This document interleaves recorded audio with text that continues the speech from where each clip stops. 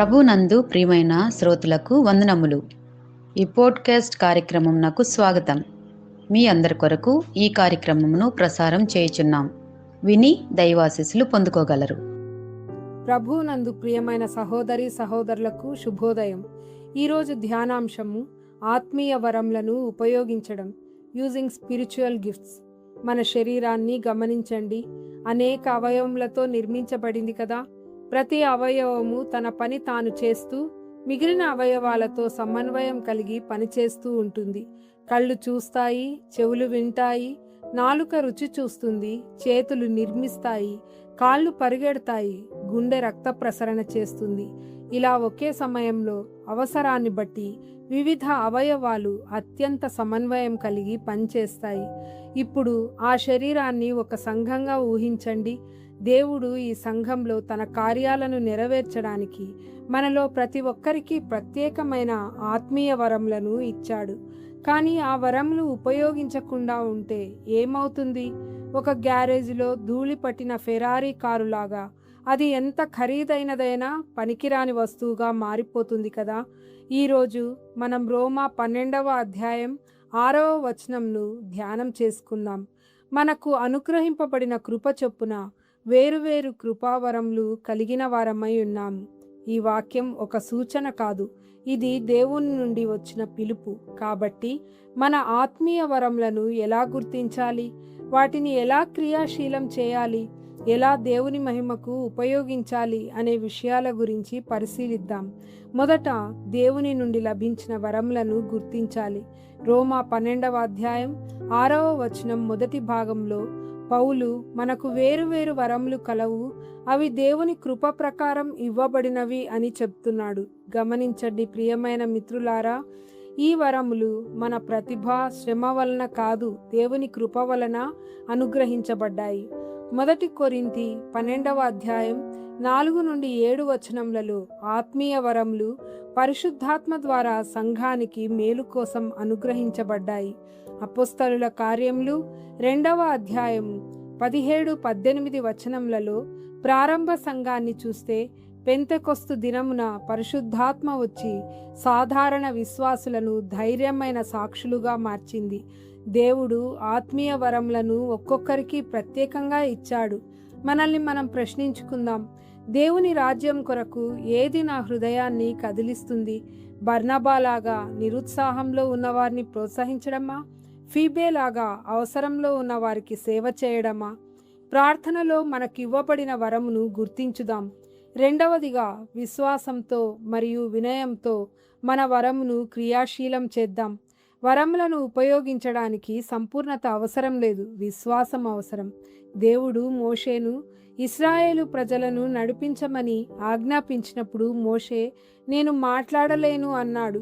అయినప్పటికీ దేవుడు అతన్ని ఉపయోగించి ఒక జాతిని విమోచించాడు. న్యాయాధిపతులు 4-5 అధ్యాయాలలో దెబోరా తన వరమును ఉపయోగించి ధైర్యంతో, విశ్వాసంతో ఇశ్రాయేలుకు నాయకత్వం వహించి విజయం సాధించింది. వినయంతో విజయాన్ని దేవునికి అంకితం చేసింది. వాక్యము మిమ్మల్ని మీరు అధికంగా అంచనా వేయకండి అని చెబుతూ ఉంది.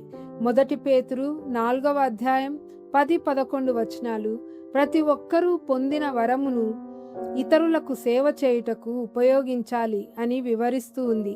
అయితే అన్ని వరములు అనగా రోమా 12వ అధ్యాయంలో ప్రస్తావించిన ప్రవచనము, సేవ, బోధన, ప్రోత్సాహం, దానము, నాయకత్వము, కరుణ అన్నీ సమానమైనవే. మనం చేయాల్సింది దేవునిపై విశ్వాసంతో ముందుకు అడుగు వేయడమే. మూడవది, ఐక్యత మరియు ప్రేమ ద్వారా మన వరములను వృద్ధి చేసుకోవాలి. 1 కొరింథీ 12వ అధ్యాయం 12 నుండి 27 వచనములలో సంఘము ఒక శరీరంగా పోల్చబడింది. సంఘం అనే శరీరంలో ప్రతి భాగము ముఖ్యమే. అపోస్తలులు సంఘంలో సమస్యలను పరిష్కరించడానికి సేవావరంతో ఉన్న వారిని నియమించినప్పుడు శిష్యుల సంఖ్య యెరూషలేములో వేగంగా విస్తరించింది. మనం మన వరములను ఎలా ఉపయోగించాలి? మత్తయి 25వ అధ్యాయం 14 నుంచి 25 వచనములలో యజమానుడు తన దాసులలో ఒకనికి 5, ఒకనికి 2, మరి ఒకనికి 1 తలాంతులను ఇచ్చినప్పుడు ఇవ్వబడిన వాటిని 2 చేసిన దాసులు మరి ఎక్కువ బహుమానములు పొందారు. కానీ ఇవ్వబడిన 1 తలాంతును భూమిలో పాతిపెట్టిన దాసుడు శిక్షను పొందాడు కదా. బోధించగల వరమును పొందినప్పుడు బోధించాలి. మంచి సమరయునిలాగా కరుణ చూపించవచ్చు. నెహమ్యాలాగా నాయకత్వం వహించవచ్చు. అయితే అన్నిటినీ కట్టిపడేసేది ప్రేమ. ప్రేమ లేని వాడనైతే నేను వ్యర్థుడను అని దైవవాక్యం వివరిస్తూ ఉంది. ప్రియమైన వారలారా, దేవుడు మనకు వరములు లేదా తలాంతులను ఇచ్చాడు. వాటిని గుర్తించుదాం, విశ్వాసంతో ఉపయోగించుదాం, ప్రేమతో సేవ చేద్దాం, దేవుని ఆశీర్వాదాలకు పాత్రులవుదాం. ఒక వాద్య బృందంలో ప్రతి వాయిద్యం తన పాత్ర పోషించినప్పుడు అద్భుతమైన సంగీతం వినిపిస్తుంది. అదేవిధంగా సంఘ పరిచర్యలో అందరి సహకారం గొప్ప కార్యములకు దారి తీస్తుంది. మనం కలిసి ప్రార్థన చేద్దాం. ప్రభువా, నీ కృప చొప్పున నాకు అనుగ్రహింపబడిన తలాంతులను నేను దాచకుండా నీ మహిమ కొరకు ఉపయోగించినట్లు మాకివ్వబడిన వరములను జ్వలింపచేసి పరిశుద్ధాత్మతో మమ్మల్ని నింపి నీ మహిమ కొరకు మమ్మల్ని ఉపయోగించుకొనమని యేసునామంలో ప్రార్థిస్తున్నాం. ఆమెన్. ఈ కార్యక్రమమును గూర్చి మీ సలహాలు మరియు మీ ప్రార్థనా అవసరతల కొరకు మమ్మను సంప్రదించవలసిన మా ఫోన్ నంబర్ 9448508503 మరియు ఈమెయిల్ ఐడి info@fibaonline.org. మా ఫోన్ నంబర్ మరొకసారి 9480585039. Email ID info@fibaonline.org.